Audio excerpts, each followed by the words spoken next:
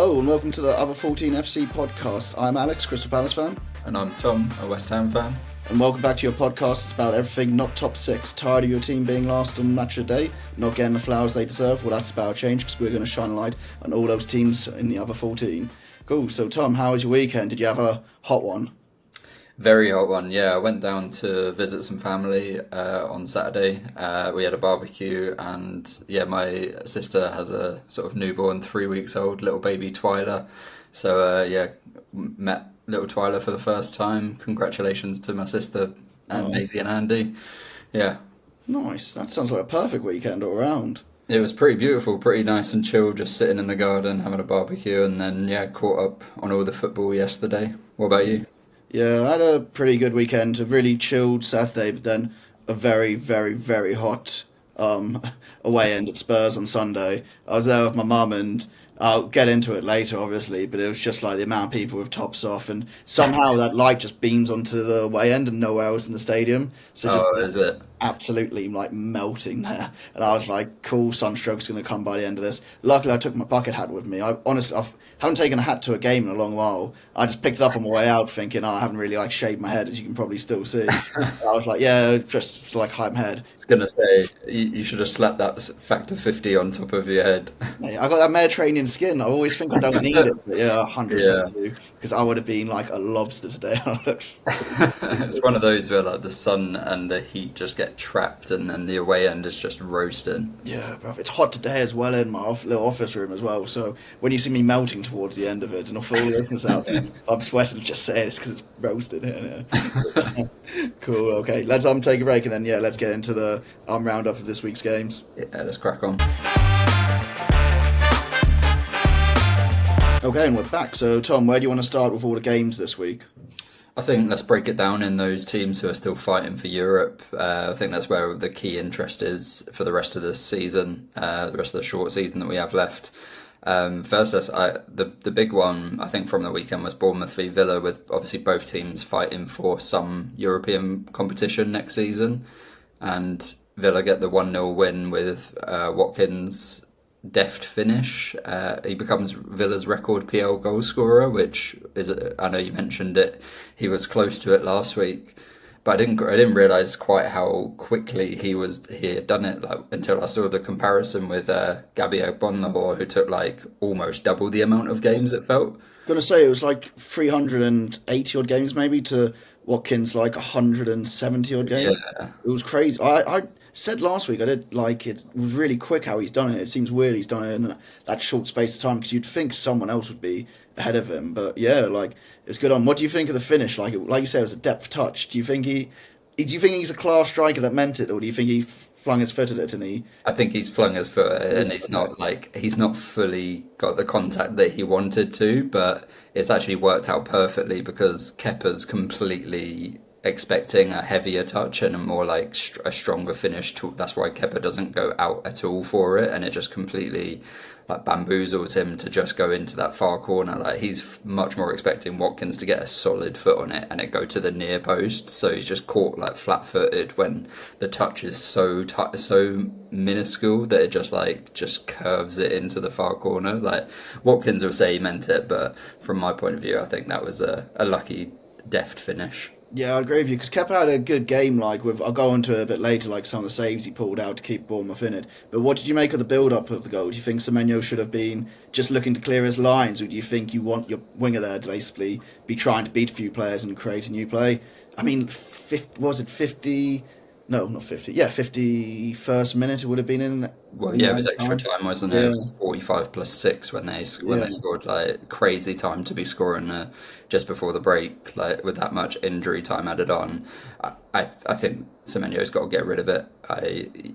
You've got to be aware of the situation. Like you're unlikely to be building at that point, with half time coming so close, and where they seemed a little bit Bournemouth out of defensive positions as well. Like they were almost ready to go on the attack, and there wasn't really anyone like ready and covering. So it was a quick counter, and Villa were able to get the goal. Yeah, I mean that was pretty much the best bit of the first half. If I'm being brutally honest. And luckily, I could watch the full game for once because it was the late kickoff and I had nothing to do on Saturday. And I'm not gonna lie, the first half of me was a bit like, am I gonna take a nap sometime soon because nothing's going on? I think it built up a lot more in the second half, and obviously the red card made it a bit interesting as well. Did you think it was a red card? Like, Yeah, I thought so. I mean, it's funny, I had a conversation with a Villa fan earlier who was saying that the second one isn't really a yellow card.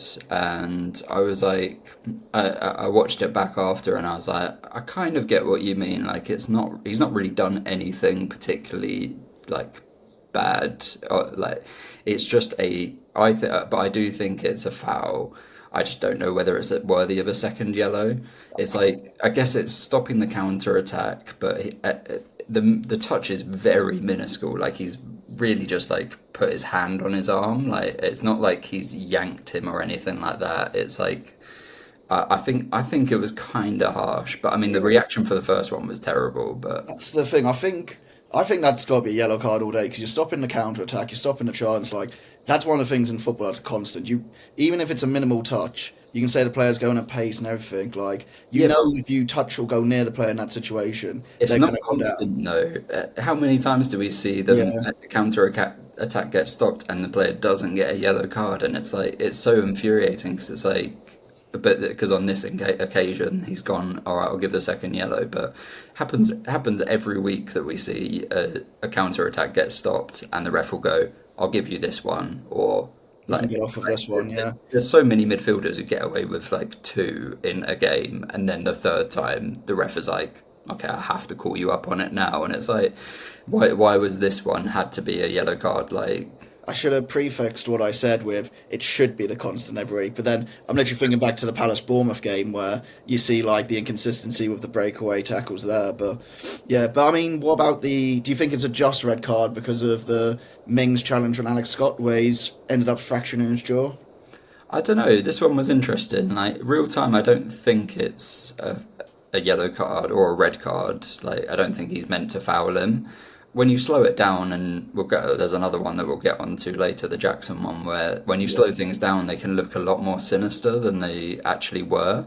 And in this one, I think the height difference between Mings and Scott is about elbow height, like where Scott will come up to him on Mings. So for him because to me it looks like he's just trying to shepherd him out of the way, like get his body in front of the ball, make sure that the player can't just rush around him, and it's Scott's just like ran headfirst into his elbow. Yeah.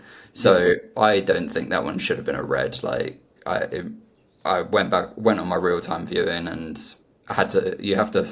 I think you have to convince yourself on replay that it's a red card rather than it just being like, oh yeah, actually on review that is a red card. I think you still have to convince yourself a bit. Yeah, I would agree with you on that one. I mean, unbelievably, both of us have played football at some point in our lives, and you do like put your elbows up in those ways, and you're not looking to be like malicious. You're just trying to like hold your space and like Sometimes it's malicious when I do it, but that's just I'm a little bit of a dirty player. But you've seen me play, like I'm full throttle slide tackles in. So I mean, Mings is a powerful player. Maybe he has gone in knowing that he's the stronger of the two and that any contact he's going to win the battle. But I don't think it would. I think a red card would have been very harsh on this yeah, on 100, Mings. 100%. But then the one thing I couldn't really believe at the end of the game is how Jefferson didn't put the ball in the back of the net at the very end. Oh, he's I, so close. I think it's Cash who puts him off, but and I it doesn't really do it. Like, he doesn't really get the ball. I think he just puts Jebison off from just heading it into the net.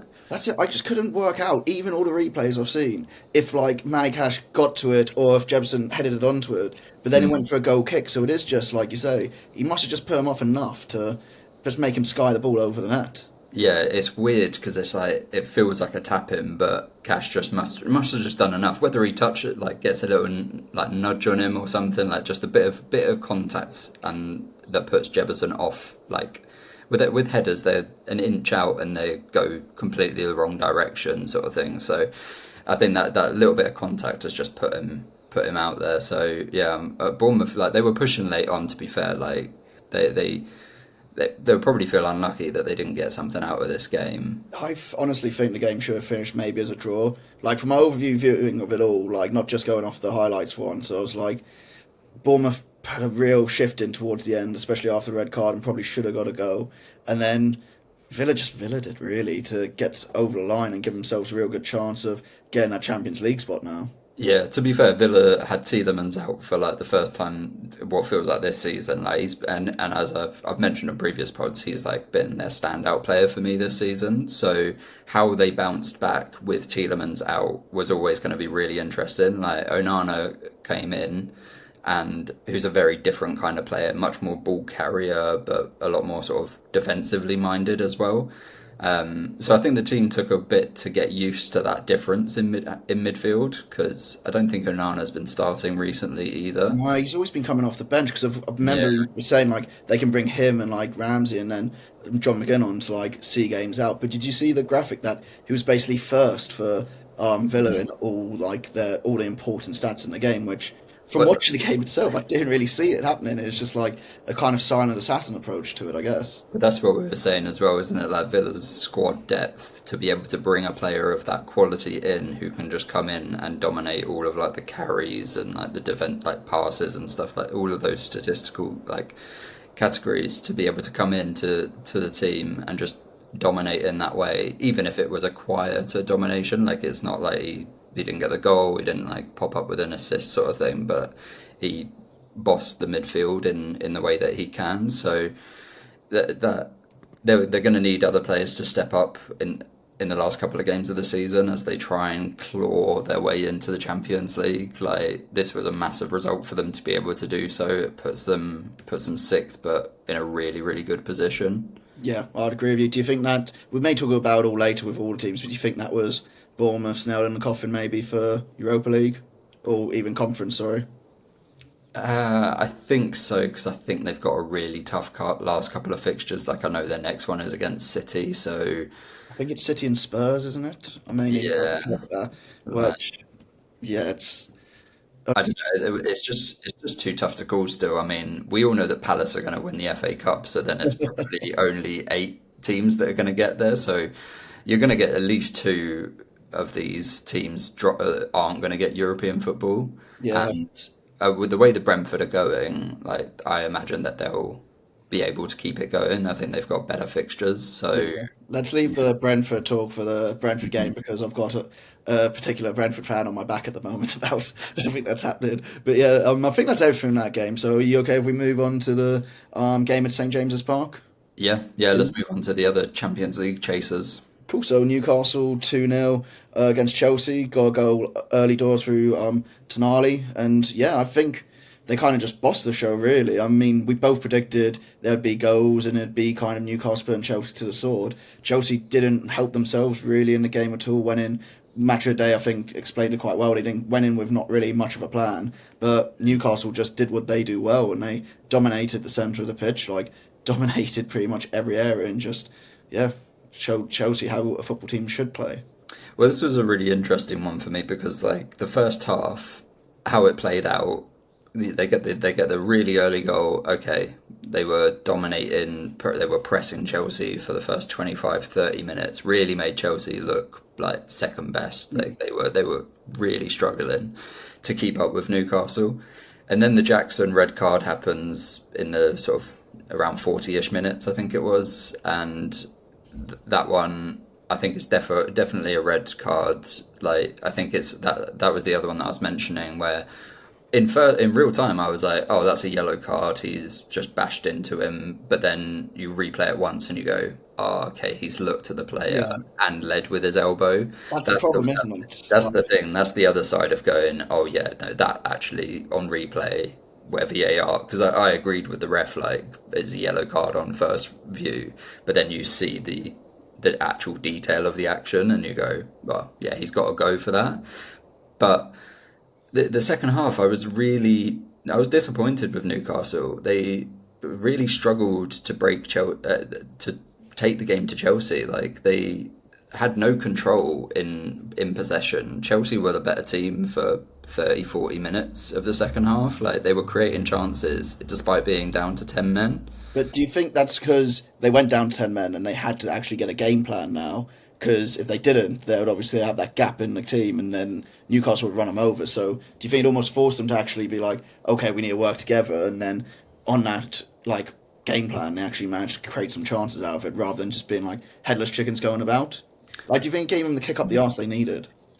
Maybe, yeah, maybe it galvanised the team. But I think from a Newcastle perspective, this is where we were talking about their squad depth recently. They had to take off Gordon and Botman because they're both coming back from injury, and they kind of struggled after that. Like they brought on Emil Kraft, and I can't remember who replaced Gordon, but they weren't that strong once they'd made those substitutions, and they were hanging on at times, like against 10 men, and then they get the very late deflected goal from Gimaresh that Big deflected goal, wasn't it? I was watching like highlights of it. Like first, I think I saw it on Instagram when I was on my way back from the game, and it was like people going, "Oh my god, what a goal that was!" And I was like, "I'm pretty sure it's taken a massive deflection, like huge gone over deflection. the keeper." Yeah, I mean he is a top player. Don't get me wrong, but the player who kind of made that goal was Dan Burn for me, the playmaker, and it's they took the words out of my mouth actually on Match of the Day too. It's like we're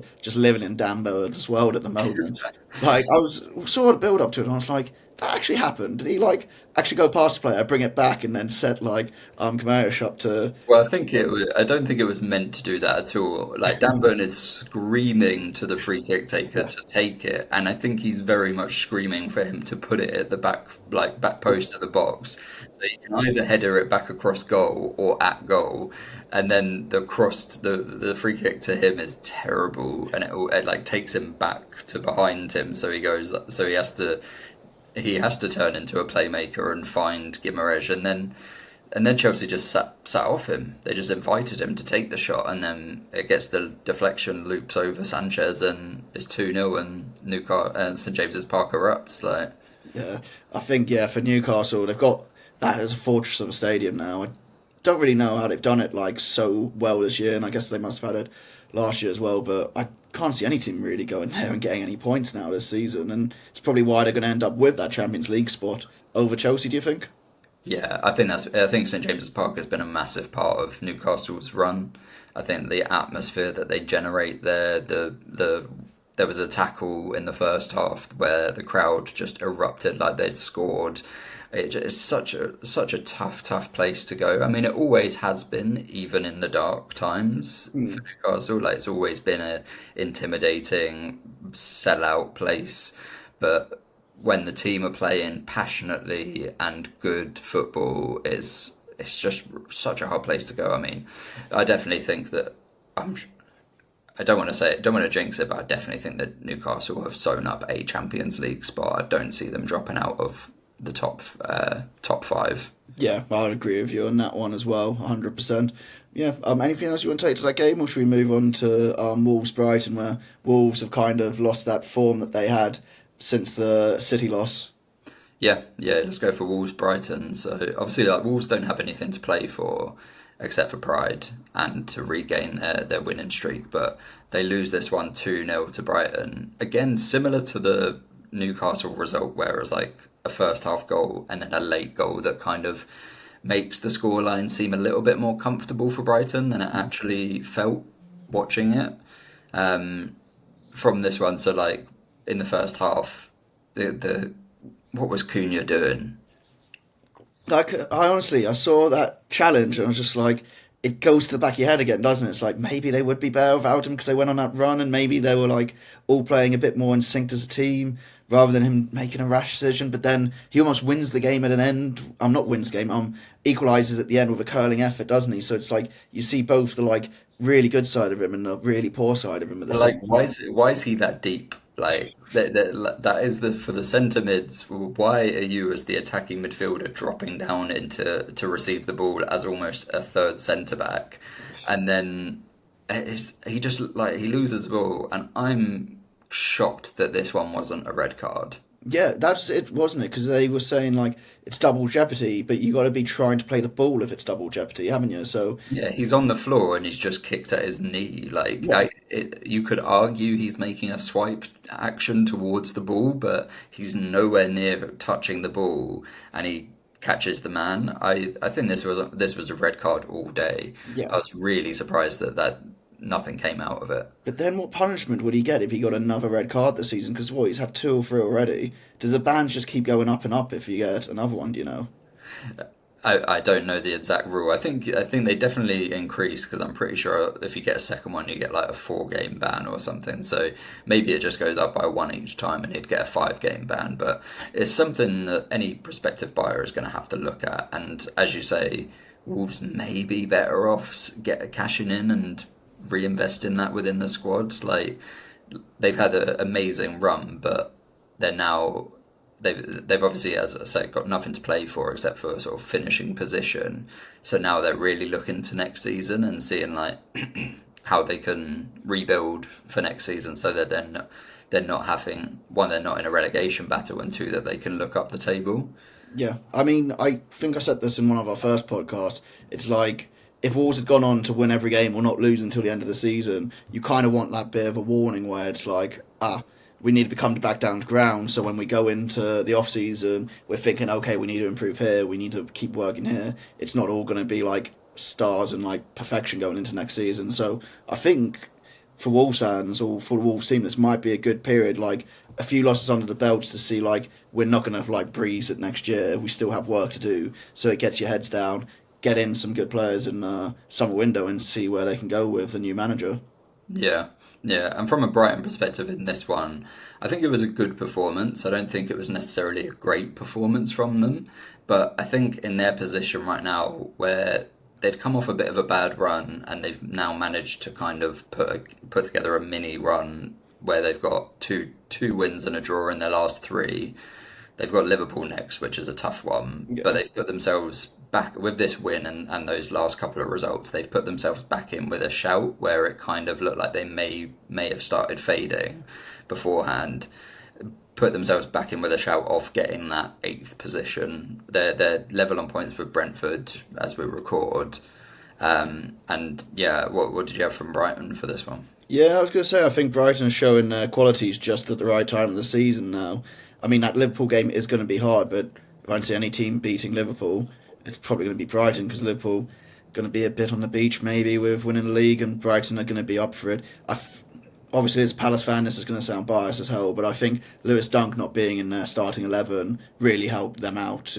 Yeah, Webster and Van Hecker is a much more solid base to build off right now this season. Like, as I've said previously, like that Dunk's obviously been a great servant for them, but he's been found out a little bit this season as he ages. So they've got to be one looking to invest at centre back in the summer, I think, but two also keeping Webster fit and Van Hecker.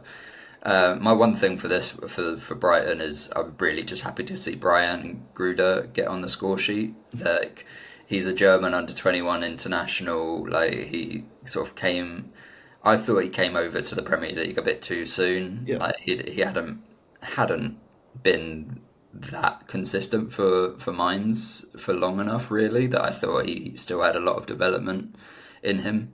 And coming over to the Premier League for a decent fee, he was quite high. He's quite highly rated as a youngster, and he's had a difficult season where he's not started very many games. So for him to finally get on the score sheet, I was very happy for him. You could tell how much it meant to him in the celebration as well, couldn't you? Because I didn't really, I didn't know the backstory to like what a season he's had. So after seeing that, I had to look into it a bit, and yeah, it was a nice moment for him. And then what was funny as well, I don't know if you saw the manager's press conference afterwards, but he was like, "It's hard for another German to be, give another German a compliment." And I was like, Yeah, "That's the most German thing I've ever heard." the most German thing anyone's ever said in a press conference. Oh, good. And the other thing I'd want to touch on that from that game, which I couldn't quite believe, is for Brighton's other goal scorer. That's the first time Danny Welbeck scored 10 goals in a season, Yeah, which, this felt crazy. yeah, like all his time at United and Arsenal, You would have thought he would have got 10 Premier League goals in a season. Like, I even thought he had got it in that first season on loan at Sunderland, where I just yeah, remember him like score. It felt like he was scoring all the time, but he must have got. I think he got 9 that season, and like 9 was obviously his best until this season, which, he's aging well back. Like I think he's. With those Man United and Arsenal spells, like he was never a starter for very like consistently. So that and he obviously, was injury like plagued during it as yeah, well. But you just think in those teams, like even as a backup like striker, you're gonna get some goals in it. could But have got 10, right? yeah, But yeah, I'm happy for Welbeck that he's got that, because that guy Welbs has always been a decent, a good player. But yeah, for him to break that, it must be good accomplishment for him. yeah, I think yeah, like you say as well. Just rounding off in that game, it puts Brighton in a pretty strong position. I think maybe the next team we're going to talk about is probably in a stronger position. If we move on to Ipswich Brentford now, with Brentford picking up the 1-0 win against them with a Sharda quite early on goal in the game. What did you make of this game? I mean, my main takeaway from this, and this is just from watching the highlights, is the amount of like diving, grappling, falling in the box. It seemed every time the ball was going in, there were like 3 players then lying down on the floor, and I Yeah, was like, I was looked at it, and then I went on basically see what the ref was, and I was like, shock horror, Samuel Barrett has lost control of this game completely. I've never seen it on Match of the Day for like a whole stadium to be so angry at the referee so obviously. Like I know it's not analytics of the football, but it's just they're like, my God, when they score that goal from the corner, the whole stadium was like up in arms against Samuel Barrett. What did you make of that? yeah. It was crazy. This one was the mutual holding game. It was a phrase I'd never heard before this weekend regarding related to football, and then watching the highlights and everything, it was mutual holding, and why wasn't this given a penalty? Mutual holding, and it was like, okay, this is the Premier League's buzz phrase for the weekend. But from this game, I think Brentford will kind of shoot themselves in the foot as being making it this close. I Mm. think they dominated for the majority of the game and really should have been a couple ahead.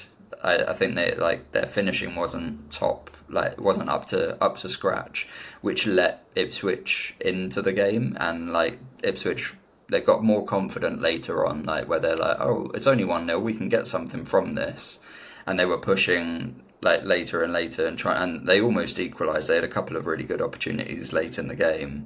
Um, but yeah, I want to shout out for Kevin Sharda. Like he scored 4 goals in his last 3, 3 of them being headers, which is something that must be coming from the training ground really, because I know Brentford put a lot in on set pieces. So for Sharda to have developed a heading streak is pretty interesting. Yeah, I think he had his debut against us, and he put in a great performance, like with his feet and whatnot. I never saw him being able to be heading goals in, if I'm being brutally honest. So yeah, Yeah, like I said, it's a great effort from whatever he's doing on the training ground with him. yeah, you don't get many wingers scoring this many headers. But yeah, the header, the mutual holding. I was shocked that a couple of these weren't penalties. But do you think it ends? And I'm not going to rag on Samuel Barrett too much. Well, I am because he basically ruined the start of our season with that disallowed free kick for Ebbs against Brentford. But do you think just early doors you set it like you set your stall up? You're like, cool, that's a yellow card to the defender, so you're not giving a penalty for it. Any more grappling, any more shit, I'll just give the penalty. And like you make a decision. Whereas each time it was like, oh, I'm going to wait for VAR to tell me if anything's gone wrong there, rather than being like, this is the of the law. So then the players, like, if they know it's going to go VAR every time, they know that they need to make as bigger like deal out of it and just make it look like, oh, Stockley Park can make that decision. Would you But agree? that's Or the mine thing. being a bit. I agree. I think that's the thing. When the VAR has developed into this, is has the referee made a clear and obvious error situation, then it's a lot less likely that they'll overturn it for something like this, where it's like you could argue, yes, they are both holding each other in all of them, like they've both got their arms around. So like on replays, it's kind of hard to tell sometimes who's initiating the pushing. So you can argue that him letting it go, and then the VAR being like, oh well, he's not made it's not clear and obvious, because you could argue about it, but I definitely think you're right with like the players going, all right, well the ref's not giving these. Like we can push it as far as possible, and we'll try and we'll stop these players. Like I think the worst one was Twanzebe Yeah, on that's like a Collins. rugby tackle, wasn't it? Yeah, like that one as well. I do think Collins has pulled it like Twanzebe's shirt a little bit, but not enough for Twanzebe to rugby tackle him literally with both arms around him and take him to the ground. Like it was a perfectly executed rugby tackle. That's it. I'd love to go through them all one by one, but we just do not have enough time for that because there were so many. I'm certain there must have been ones that they didn't even show in the highlights, like because it was that crazy. But then, what did you make of the Wissa bicycle kick yellow card? I think we might disagree on this one. Yeah, I think we've got very different opinions on this one. I don't think it's a yellow card. Gee, I think it's a red. I think he's kicked him in the face with his trailing foot, and like I think that's endangering an opponent. Yeah, but if we give that, then we're gonna lose bicycle kicks because anyone will just get their if they just put their head close, then the ref will go, oh, you've endangered him. So that's got to be either a foul or a red card in this instance. Like I just think like we don't want to lose bicycle kicks from the game. They're one of the most spectacular things to happen on the pitch, and I think the player's put his head in there. He knows the risks. Like at the end of the day, there's nothing cynical from Visser in this instance. I, All he's thinking is, I want to shoot and score. you say that, but like I've been in games, and you know when people are around you, and you know when you probably shouldn't be putting your foot that high up in the air. Do you know what I mean? Am I being? I've just always It's thought like, it's not like studs up or anything. He's not like actioning toward, like he's not running toward, he's like motioning towards a player. It's fairly understandable what Visser's about to do. So you put your head as a defender, you put your head in there at the risk. Like you know what the risk is. yeah, It shouldn't. It should not. You shouldn't be sending off the attacker for it. I don't know. I still think like if it does end up with someone getting kicked in the head, that's when it's just they're like, okay, by law of law, it is endangerment. But that's how I've always thought about it. I don't want to lose bicycle kicks either. But I just think like centre of the box bicycle kicks surrounded by people. That's a bit reckless to me. We're not going to agree on this, are we? I knew We're we'd not. disagree on this from the beginning. I'm firmly entrenched that I don't think it's even a yellow card. Really, I don't can't agree with you on that one. But no, if we move on to maybe Ipswich a bit as well, like I know they stayed in the game, but I think I said last week I was expecting them to have like one big performance before they go out. The beginning of the game, if and Boomer gets 1-on-1 he goes in for, you think Yeah. he and Ipswich are kind of going out with a bit of a whimper at the end of the season, which is like the last thing you kind of want to see from him. The only like bright spark I saw from was Hutchinson was looking a bit lively for him throughout the game, putting good balls in, causing a bit of trouble on the wings. Yeah, Hutchinson's been a decent player. I think it's been a learning experience for him this season.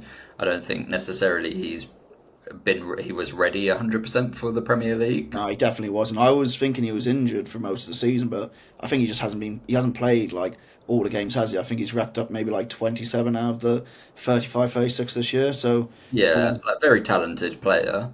I think another one of those similar to someone we were speaking about, El Canus, we were speaking about yeah, last week, where like a season in the Championship again, just to sort of like as he progresses, a bit more development, that could do him sort of the world of good, and then he might be ready for the Premier League. Like I think one thing we sort of should remember about players is like development isn't linear. It he's not just because he's played in the Premier League doesn't mean he has to play in the Premier League next season. He can go back to the Championship, learn more, but get a bit stronger, and then progress. He's still a very young player, but he's had a good season, not like an incredible season. yeah, I can definitely see that. A bit more muscle on him, and just a bit more playing time. Really, you think that player could come good. But yeah, anything else you want to touch on the game? We should go to a little break, and then we can pick up teams that drop points, and then some other results from the other 14. Yeah, let's take a break. Nice. Hey, and we're back. So yeah, what game do you want to move into first from the remaining games we have then, Tom? Let's go to one of the teams trying to chase for Europe who dropped points and Fulham losing 3-1 to Everton at home. What did you think about this one? Yeah, do you know what? I really enjoyed watching this game. I got home like just in time to catch the beginning of this and watched it all the way through. And to begin with, I was like, okay, so Fulham obviously the ones have something to play for. They're showing it. They're probably gonna do what they did to Liverpool and maybe run away with this game a bit. And then they got Jimenez goal quite early, and it just looked like a really quick start for them.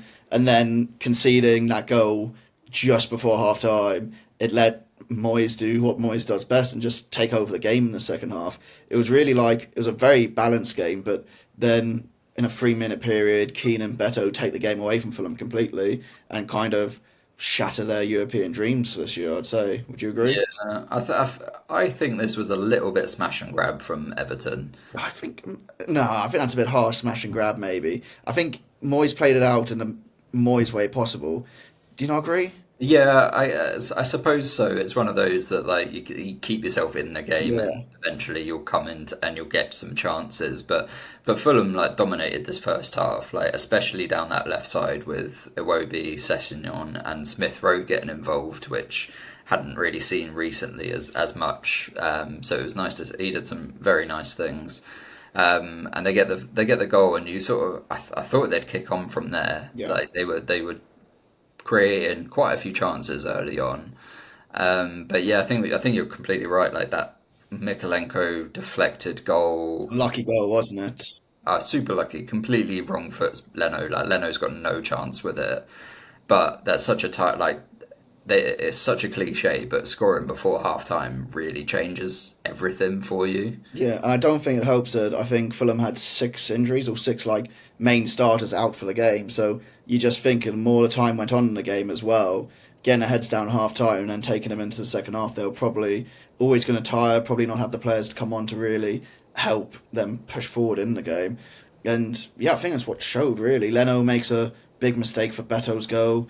The Keane goal just coming from a corner. It's probably the exact goal you expect Michael Keane to score if he's ever going to score a goal. Never going to score. It's going to be from the back post header, just absolutely just coming in, just like Ralph Wiggum through the window, just head first, Just bad.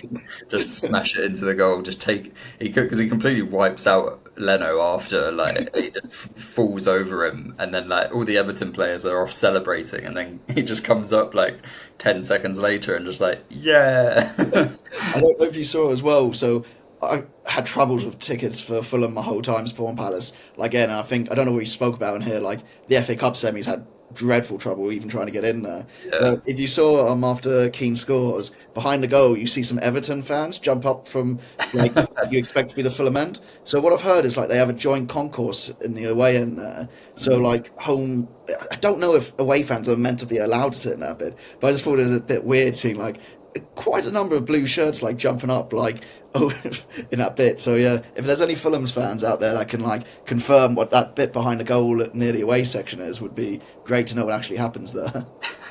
Yeah, and then we'll just touch on it again. The Beto one that you mentioned, absolute howler from Bern Leno. Like such a usually trustworthy goalkeeper, he's going to be having nightmares about this one. Yeah, he really is. I mean, if we go to the other end, I think Jordan Pickford showed why he's England's number one as well throughout this game. The top save for me was the Harry Wilson little lobby goes for on half volley, and Yeah, it's an that was a really nice save. Pickford's a funny one. I'm not his biggest fan, but he does have a good shot stop in him. why are you not his biggest fan because he's a shithouse? Are you not his biggest fan for he's just a bit like erratic with what he does with the ball at his feet? It's mostly because he's got T-Rex arms. And like sometimes I just feel like his arms are a little bit too short for a goalkeeper, and but then also 100% because whenever he has to pull off a save, he screams at his defenders like, "Why have you made me do my job? You're the worst defense ever!" Like It's it that looks Joe like Hart he's, thing, he's isn't it? berating the. That Joe Hart syndrome thing where they just scream at everyone for no reason. You're gonna have to make a save at some point, mate. Like we're not gonna keep them out for 90 minutes. And Pickford's like, no, that. What do you think I'm here for? What do you think I've got gloves on for? To make saves? Are you crazy? Oh, I love it. What did you make of the penalty shout at the end? I think it's too close. I think like Traore is very close to Mikalenko, so the pace and how hard he hits the ball. I think it's really hard for Mirkolenko to get his hand out there, and it's not like it's in an unnatural position. I think it's in a running motion, and it's so close. So for me, it would have been really harsh. I don't know. I feel like we've seen them given, like, I feel like we've seen that penalty given 100 times this year, and that's why I'm just there, like, for consistency's sake, like. But like if we like this was like the West Ham one last week where Davies was doing the same motion, but there was like 10 yards between them. I'd say that this one's. Oh no, his hand's a lot further out than it was the Davies one. Do you know what I Yeah, mean? but he's running, but he's so much closer. Yeah, maybe. Oh no, I'm just. To be fair, we probably shouldn't touch on it because it was, for context, it was like the 95th minute, wasn't it? So it Yeah, I really don't think it didn't was matter. going to change anything, but no, I agree. I agreed with Moyes on that one. It was nice to see the referee ignore the technology and the advice from the VAR and stick with his decision because, yeah, I don't think it was a penalty. You wait until the referee does that against West Ham or Palace, and we're I'll absolutely be going fuming. to right. Oh man, but yeah, do You you think think this that's is a balanced podcast? do you think that's Fulham's European hopes done now? I'll probably say it Yeah. is now. Yeah, the form that they've been in, like 4 losses in their last 5, they've got Brentford next. Like, if they don't win that, I mean, even if they do win that, there's only 6 points left to play for them. It's going to be Yeah, really, it's, really tough for them to get one of those. I don't see it happening with 4 teams in the mix as well. So yeah, I yeah. think Fulham are going to rue that one. Maybe, as you say, the injuries have taken their toll.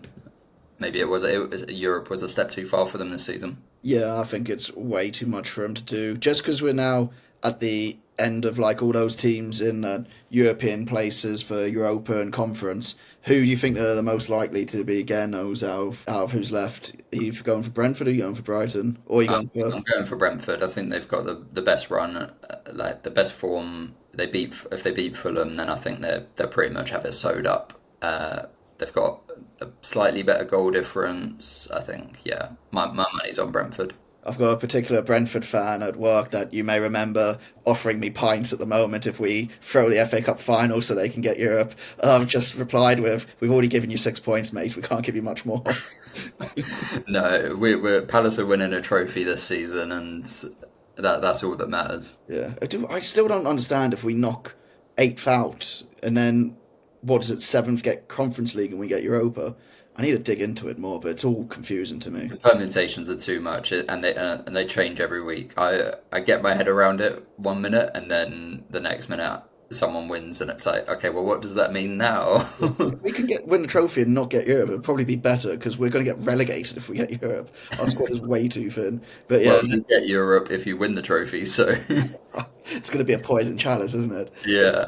We'll talk about that more in the previews anyway. So, moving into Forest Leicester 2-2, a real dent in Forest's Champions League hopes, would you say?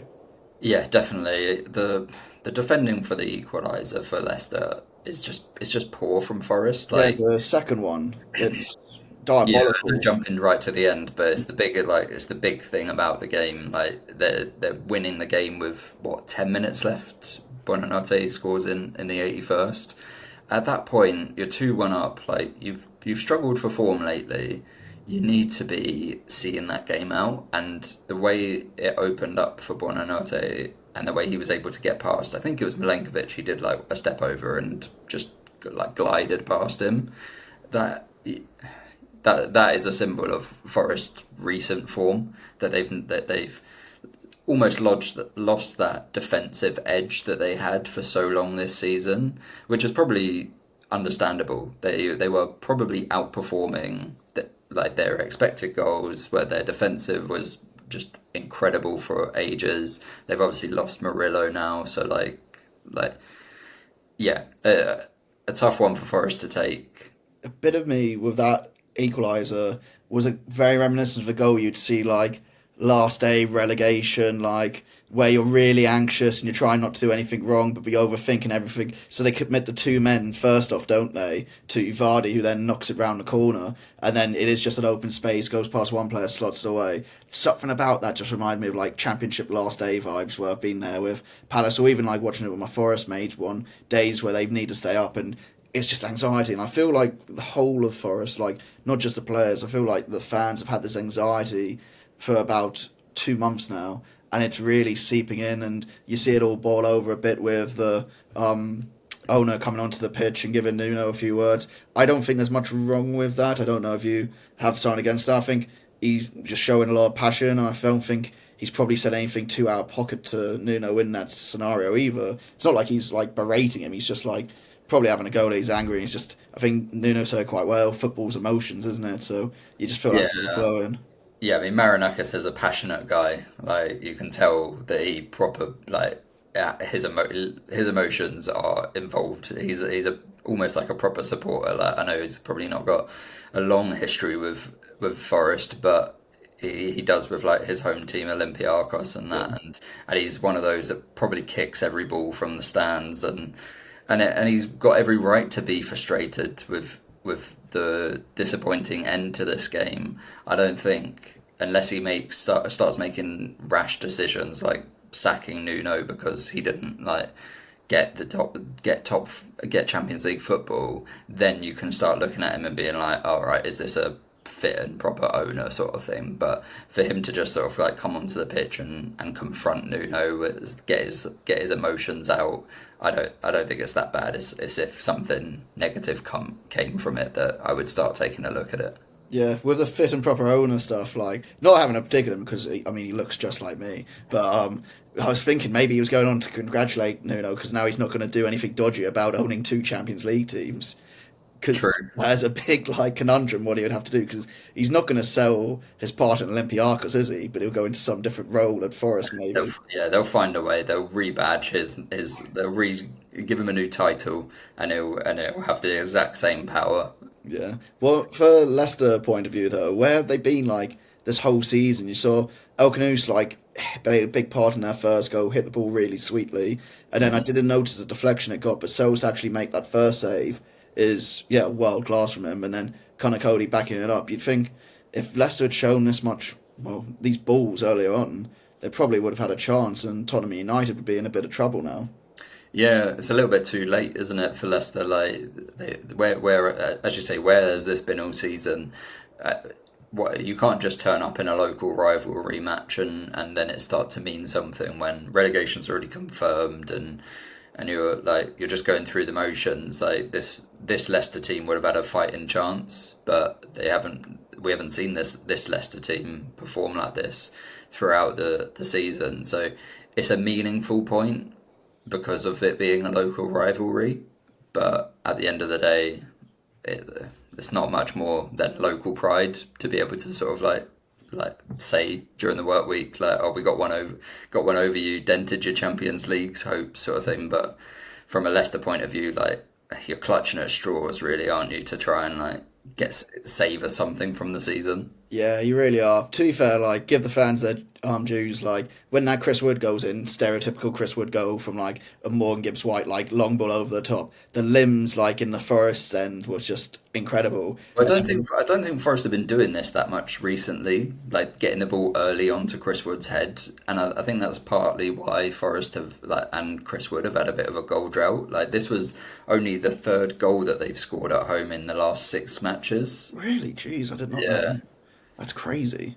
I didn't think it would be that low. I know he had a bit of a drought, but jeez, that's yeah. insane. But no, but then the limbs as well for the equaliser for the Leicester fans. Like, give both their fans just their credit. It looked unbelievable, like ends to be in down there. My only other thing to touch from this game, a bit of a, I guess it's a mute point now, but the late offside call for Arnie where he like gets himself Oh in. yeah, he smashed into the Yeah, post. and it was like clearly it was Alanga was clearly offside. Like, do you flag it or do you play on? Where do you sit in that one? Because that's I think what causes the massive issue with everything at the end, where our knee like puts his thumbs up and he can come on, but apparently he can't like basically run after that point. Do you think they just flag or do you think they stick to the layer of the law where play the game and see what comes of it?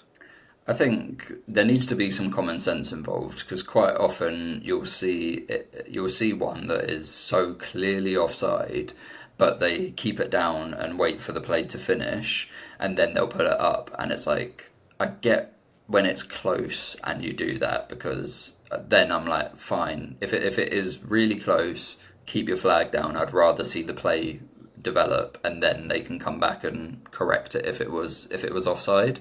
But sometimes you just see it and you're just like, the linesman's got to be doing a better job there. Yeah. But also, it's almost like the technology has let them like relax a bit with it. They're not necessarily worried about the player safety element of it because they're just worried about it from their point of view of getting the decision right. And it's like, well, if I don't make the decision, I've always got VAR to come back. So essentially there's no risk with calling offside anymore. So the linesmen don't do it really. Yeah, and I guess if they did call it then they're probably again Forest fans on their back about like not letting Alanga like run through. Like, yeah, I guess it's just one of those edge cases where someone's actually got injured from it, and then it's just a bit like, is it a sensible rule or not? But yeah, I guess you're right on that. Anything else you want to take from that game? I know Leicester nearly had a winner at the end. Yeah, I'll just mention it. Jeremy Monga, 15 years old, almost won it for Leicester. I just want to say on it, like, he seems like a talented young player. I worry about young players playing football this much. And to be fair, if they're managing his minutes, which are, from what I've seen, he's just sort of come on the last sort of 10, 15, that's okay. But similar to like Lamine Yamal, I'm worried about players playing this much so young. Like Pedri did it for Barca a couple of years ago, where he played like 50 plus matches in a year, and he just absolutely like his muscles just obliterated after that, and he had to take like almost a year off. And you saw it like years back with players like Theo Walcott and stuff. Like they burst onto the scene, and then their careers over by like 28, 29 sort of thing. Yeah. And like for a 15-year-old to be playing in the Premier League, it's a fun story, but it just wants to be careful and manage his minutes. But Yeah. he almost gets the goal in this one to win it. So clearly a talented player. Yeah, I know exactly what I mean. I feel like the only exception to that, and you can tell me if I'm wrong, was Jude Bellingham playing quite young, and he seems just to be going from strength to strength with it. Or did he not start that young?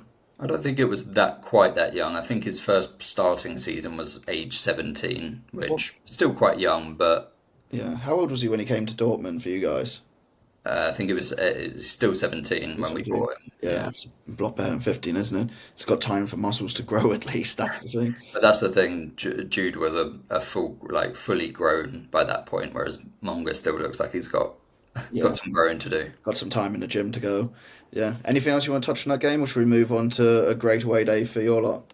Yeah, let's move on. West Ham 2-0 Man United away win at Old Trafford. The first since 2007, and Carlos Tevez goal. See, we mentioned that last week, and like, yeah, we got it going for you, mate. We did, yeah. It was a good jinx for it. I mean, this one was a good, solid performance, but not necessarily setting the world alight. I think for like the opposition mattered in this one. Like Man United are not a good team; they were poor. I think if we had let a better team get some of those like put into some of those positions that United did, then we wouldn't have kept a clean sheet in this one. Yeah. But on the other hand, like we were good, we were pretty solid going forward. We sort of controlled a lot of the game in and out of possession, and yeah, I just have to say Wan-Bissaka is unbelievable. I think I put in my notes like, what am I watching here? He doesn't do that. He never did this shit for Palace, and yet I'm seeing him assist the second one and pre-assist the first one by like running up the wing and then running into the space. And where's he learned to do this? Did he spend his time at United just like training like how to attack, and then he's gone to a club where he's defending and attacking now, and it's like, oh, it's all clicked for him. Like you guys Maybe. have got an absolute like world beater there, I think.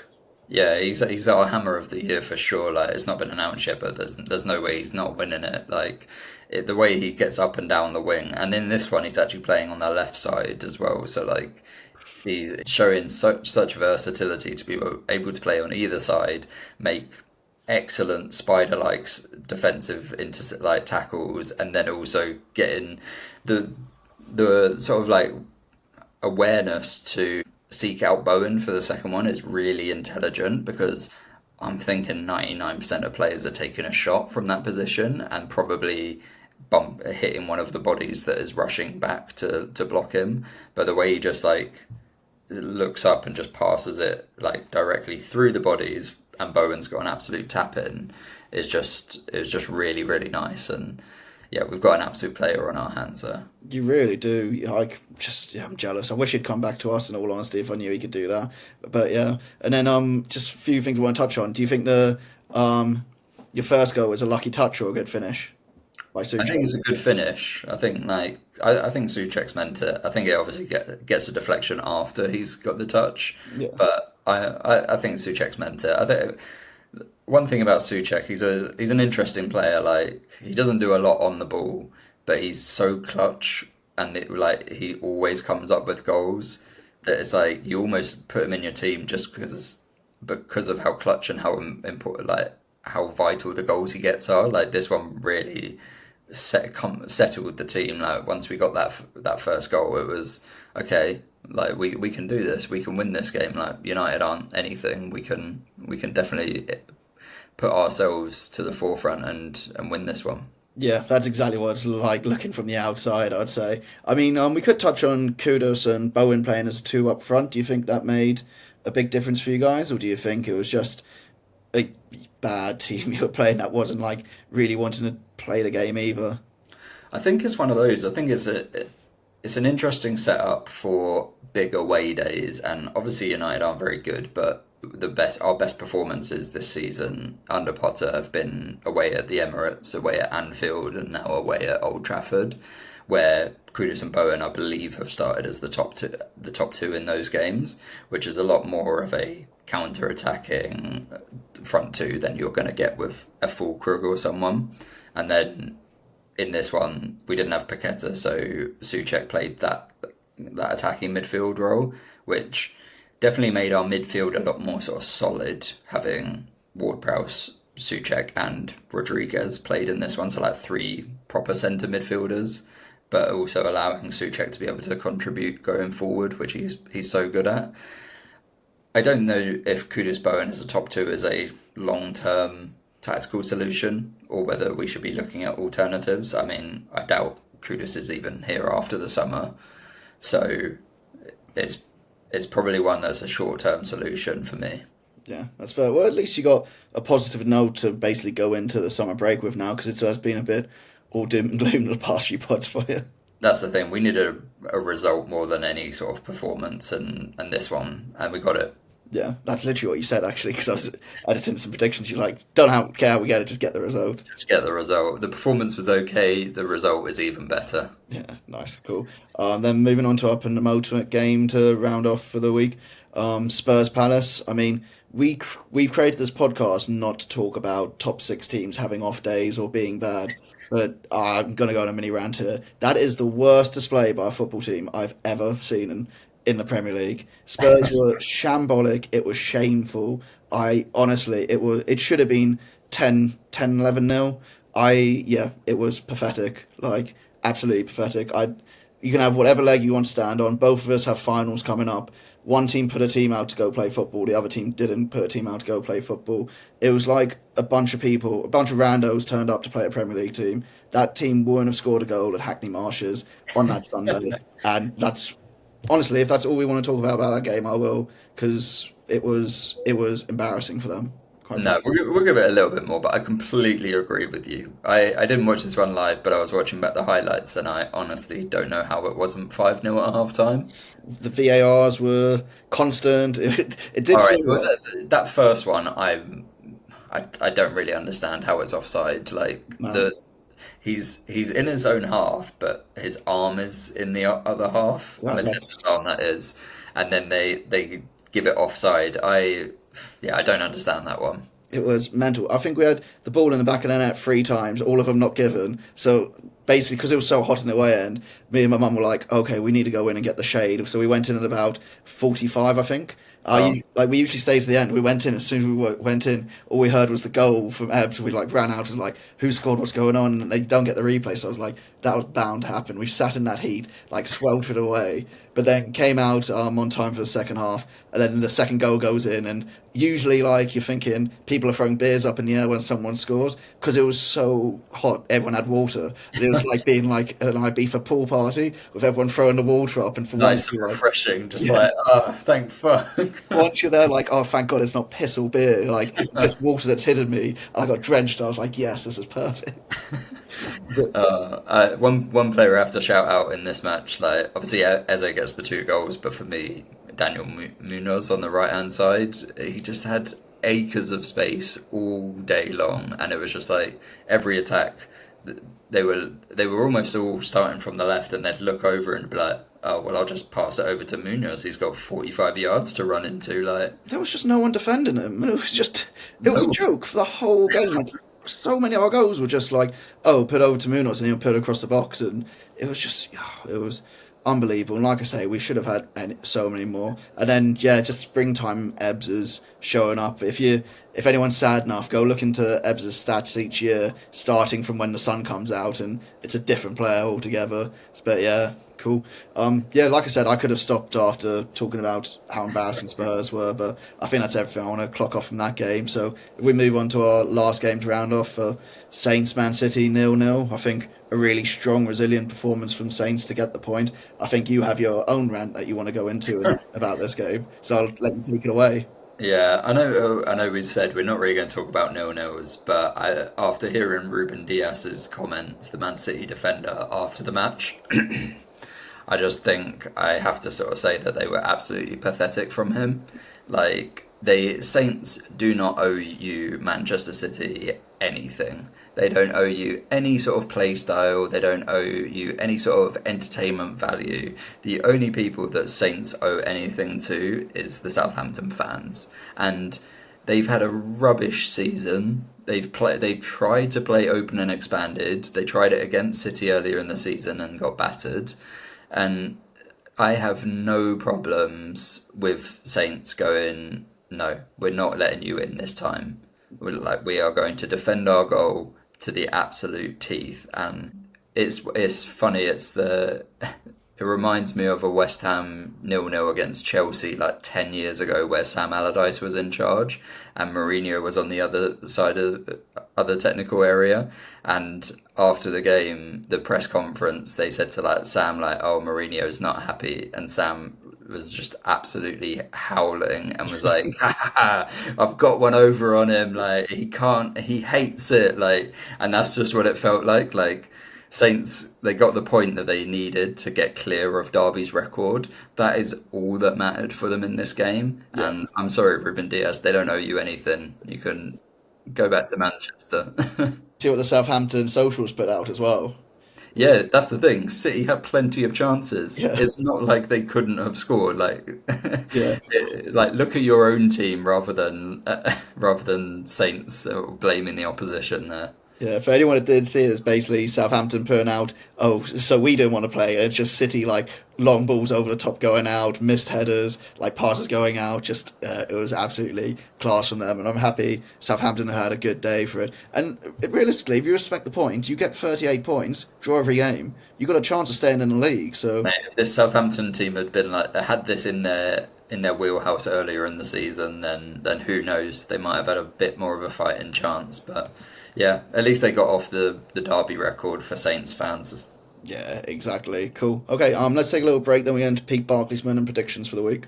Let's do it. And we're back, and this week's peak Barclaysmen is brought to you by Alex. Who have you got for us? So I have a Trinidad and Tobago international that's graced the Premier League at pitches such as St Mary's, Stadium of Light, and the Britannia. I have Kenwyne Jones, a big, bustling striker who scored quite a few goals in his time for his amount of appearances, but I think, honestly, probably best known for some of his celebrations, if we're being honest. What do you take away from your time watching Kenwyne Jones back in, the 04 season to 2014, his time in the Premier League? Yeah, most iconic for me is Sunderland and Stoke stop-offs. He was a proper big man centre forward.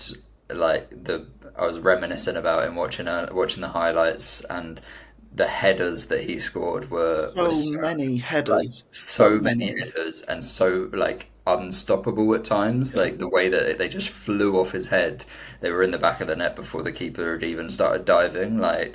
There's so many headers, and also he liked a shot from around the edge of the box as well. So in general, I would have classed him as a poacher, but he did have a sort of lethal shot from the edge of the box in his wheelhouse. You say lethal shot, but I feel like I was looking back at I in my head was like lethal. I was looking back at some of them, like I feel like he mishits the ball every single time, but it still finds like the bottom corner or like away It's past also the keeper. it's also probably one of those that the highlights make it seem like he scored all the time, but he probably took like four of them every game and scored one every like 5 or 6 like one. They probably were quite frustrating for the fans. Exactly that. If we look at like appearances, he had 195 Premier League appearances, 40 goals and 14 assists, which I think is a pretty good return, judging the teams that he was playing in. Like one of them being like a Stoke City Tony Pulis team that he got to an FA Cup final with him in. So he was basically like their perfect front man being up there. I think he like set the groundwork for when Pulis came to Palace and got Cameron Jerome in, and I think he would have been praying if he could have got Kenwyne Jones in instead, if I'm being brutally honest. But yeah, Yeah, he had a decent partnership with Ricardo Fuller, I believe it was, in his Stoke time. I mean, you mentioned it. The celebrations were iconic, and watching them back was a fond memory. Like the front flips, it was almost like he was going to do damage to himself. Like he's like a proper gymnast. such a big man being able to move like that as well. You just don't expect it, do you? It's proper noughties as well. That kind of celebration, like the Loire Loires, I think, of the world, and that like yeah, Kenwyne Jones, proper Barclays. Yeah, and then he had 91 caps and 23 goals for Trinidad Tobago. Went to the Germany 2006 World Cup with them, and then from time with Trinidad and Tobago, he actually went on to manage the women's team, which didn't expect to hear coming out. But yeah, for the odd fact, I would say this week, we have Pighead Gate. Have you heard about this one before, Tom? I did, yeah. It was interesting researching this up earlier. So why don't you tell us the story about Pighead Gate? So Pighead Gate, Kenwyne Jones comes back to his locker at Stoke City to find a pig's head wrapped up in like clothes in his locker, and later finds out it's been part of like a prank war that's been going on between Glenn Whelan and Jonathan Walters, I think. And yeah, to say it wouldn't have been the prettiest sight and everything, but to get him back, Kenwyne Jones put a brick for his teammate's car. Yeah, he bricked Glenn Whelan's car. He later apologised because Whelan wasn't responsible, and he found out that Jonathan Walters was the person responsible. But it was proper naughty's time, I think, that because nowadays I think you'll have a lot more sort of like sensitivity, and a lot of I think players will be a lot more sort of like got their heads screwed on, and that you wouldn't necessarily see that, especially given that Kenwyne Jones' partner at the time is Muslim. Obviously, you can't like pork is forbidden, sort of thing. So it could have been received really poorly. I mean, it was like Jones lashed out and damaged the teammate's car, but you can't blame him for his response when such a ridiculous, crazy act has been done. Yeah, it's mad because you got a picture of I can't remember which Stoke player it is, but literally holding the pig's head up by its ears like in the change room. They're like, Yeah, like what is this? Like, is this The Godfather? Like, what are we doing? it's crazy to think, isn't it? I guess like back in the day, you had like Ashley Cole shooting people with a BB gun as well and all that stuff, but it's just a bit of an odd one altogether, isn't it? It is. It really is.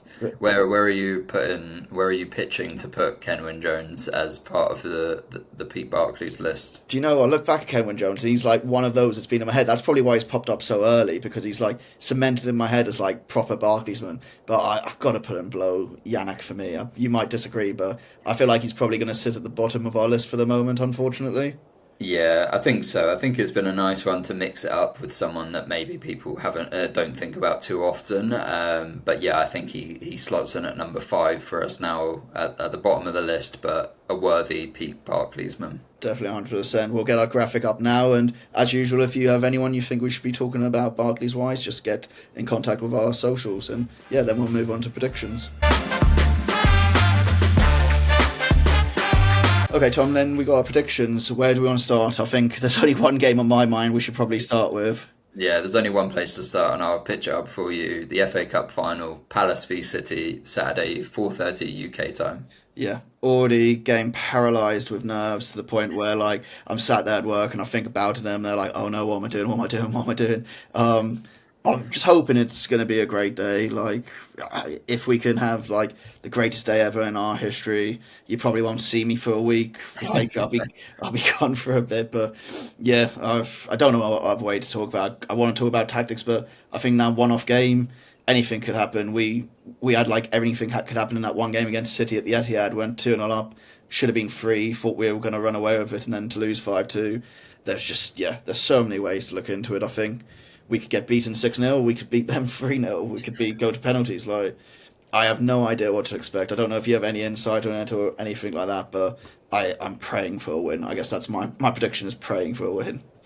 Yeah, I think Palace have got a good opportunity. I think I'm optimistic for you. I think the tactics, I think the learning curve from that recent defeat, and but also the positives that can be taken out from it. Like, you almost went 3-0 up. You almost, like, you've got a good record against City in general. I I think the tactics of it, how you're set up to counter attack, is perfect. Like, for you, obviously you're going to suffer at points. They're going to have a lot of possession, but if you can get that first goal, then who knows? I'm going to be bold, and this is more my heart for you than it is my head. But I'm going to go Palace 2-1. God, I'd love that. I'd absolutely love that. Just to finally touch on that, Glasner said to Pep after the game where they beat us 5-2, he's like, "You best prepare because we'll be able to beat that next time." And I think that could be a quote that goes down in legend if we actually pull it off. But yeah, moving on to the Friday night game then in the Premier League, we have Villa Spurs. Uh, Mate, I think, can this be Bit of my an lock? easy win. Yeah, can this be my lock of the week? Just taking Yeah, off the you top. can have this one for sure. Look, the week, if Spurs play like they did against us, it's going to be a bloodbath. Yeah, Like, Villa can run up the score in this one. I'm honestly going 3-0 Villa. mate, from what I saw, 6-0. 6-0, absolute drubbing. Because this will be before the final as well, won't it? So they won't Yeah, be taking any chances. Amazing that they tried not to take any chances and still ended up getting more players injured in our game over the weekend, which is, yeah, it just kind of shows you need to take football a bit more seriously. Then Everton Saints, quite an emotional game this is going to be for a lot of Everton fans with the last game at Goodison Park. I mean, I said before I'd love to have been up there for it, but I can't really see anything else than an Everton win myself, with the Toffees having hopefully a beautiful day for it. yeah. I hope this is an Everton win. The last game at Goodison, like as I mentioned last week, the last game at Upton Park lives long in West Ham memories. Obviously, being a 3-2 win over Man United, it's memorable as well for what happened on the pitch as well as the emotions of it. So, I think Everton against a Saints team who are off the Derby record, it can all be about Everton in this one. So yeah, I'm hoping it's a 2-0 home celebration. Yeah, and I'm going to say if I'm, anyone's I'm gonna interested, lock that one up. you're locking that one up nice. I was going to say anyone interested in making some money, I'd invest in blue flares right now. There's going to be a lot of them going off. Cool. And then moving on to West Ham Forest Sunday 2:15. How do you feel about your team's chances there? I mean, Forest are out of form, but what better way to bounce back than against us, who would probably be on the beach. But I think it'll be a 1-1 draw. Yeah, I don't know why. I think Forest might get that 1-0 win there and then bring it into that. I think the last game's the Chelsea game. So I think they might bring it in and that'd be a massive game for them. So yeah, that's probably my prediction there. Brentford Fulham. So we've got a West London derby on Sunday at 3. I think I'm backing Brentford to make it 5 wins from 5. I tried to back Fulham last week and it backfired on me. Whenever I do, they don't get the results. So yeah, Brentford, they've been in such a good run. I just see them seeing out the season and getting one of those European spots. So I'm going Brentford 2-0. See, this is the first one I think we're just going to disagree on. I think Fulham are going to do it because I think Brighton are going to get that last place over Brentford. I've said it last week and I'm going to keep going for it. I think it's probably going to be a Fulham 2-0. I can see it for some reason at the G Tech, like Brentford just not getting over the line with it, unfortunately. I hope my Fair. Brentford mates at work ain't listening to this because I'll probably get beaten. But yeah, then Leicester Ipswich, Battle of 18th, I think you've got it down as. Bit of dead rubber. Like, who's going to finish the best of the relegated three? I I think Leicester will do this one. I think at home the taking some confidence from the away point that they got at Forest, I think I see this being a 2-1 Leicester win. Yeah, I think I've spent too much time back in Ipswich to have their big performance for the end of the season. I'm going Come Leicester. now. Yeah, it will plainly come now, won't it? But yeah, I'm going Leicester 2-1, I think, for this one. And then going on to Sunday, late game, 4:30, Arsenal Newcastle. Kind of a battle for Champions League, I guess, but it's more just Newcastle trying to basically cement that last Champions League space for them. I'm going to go for this one, probably a Newcastle 2-1 win. I think Arsenal are just going to implode a bit now with the end of their season. I think Newcastle are just going to have the bottle and the confidence after that big win against Chelsea to really get over the line. Yeah, I think this will be a draw. I'm thinking a 1-1. That there've been some feisty clashes between these two teams in recent seasons, and away from home, I think Newcastle, having got that home win last year and being in a good last week and being in a good spot to get the Champions League, I think they'll take a point away at the Emirates. So yeah, 1-1 for that one. Nice, cool. And then going into the weekday games, we have Brighton Liverpool on Monday night at 8 o'clock. I think Brighton probably get something out of this game. I don't think they go as far as winning it. I think maybe a score draw here, maybe a 2-2 with Liverpool just kind of just playing the games out now until they get the trophy left on the last day of the season. What about yourself? I think I agree with you. A score draw for this one, and Brighton desperately trying to keep up with Brentford for the European spots. I'll go 3-3. Why not? Loads of goals. Nice, yeah, I could see that as well. An exciting Monday night game. And then we'll touch on the Tuesday games as, like I said, if we win the cup, you may not be able to see me for a while, so we might have someone subbing in. But yeah, Palace Wolves, I'm just hoping this is one of the best nights at Selhurst ever, where score doesn't matter and everyone's just celebrating what's happened on the Saturday night before. I think I've even said to my mum, like, it could be the greatest day at Selhurst just because of that. Like, the celebrations will be starting all day, if that is like I'm sure everyone will be packing down to Selhurst from like noon and then just keeping the party going all evening. The result will be secondary, kind of regardless whatever happens on Saturday. The result of this one doesn't really matter for either team. No one's really looking at it. I think probably Wolves will win this one 1-0 because Palace won't